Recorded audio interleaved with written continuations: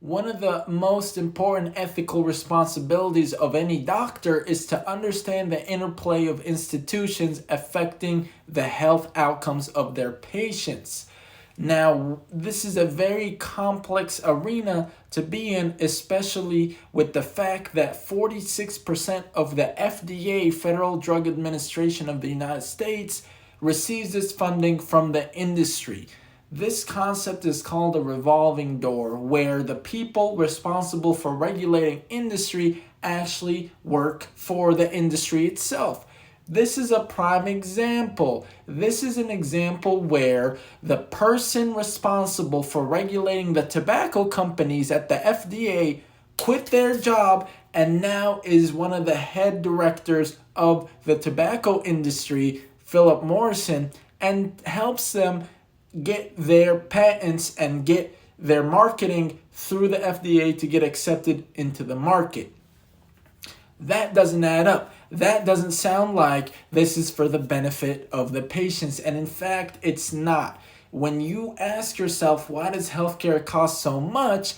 And why are there so many diseases that are only amplifying and brewing and increasing in quantity and severity? You start to reach the roots of the problem and you end up on articles like this. And I wish it wasn't like this, but it is. And this is just one straw from the bundles of problems that impact all of our health. And I'm not here to be a conspiracy theorist. I'm here to dissolve all the illusions that are preventing us from being the healthiest versions of ourselves and the best versions of ourselves. So let's talk about it. Philip Morris is one of the main tobacco giants around the world. Their net profits annually are beyond $12 billion. Their main goal is to sell the most amount of tobacco for the most amount of people. That's it. Now, here's the problem. This person, named above, used to be the scientific director at the FDA who reviews the tobacco submissions that are requesting to come on the market. Now this person quit the FDA and works for Philip Morris as someone who helps them enter FDA regulation and pass it successfully.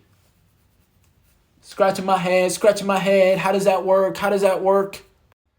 Interestingly, medical journals back in the 30s used to get their funding from tobacco company advertisements and would put tobacco ads in medical journals. Med Hustle, Dr. G, peace.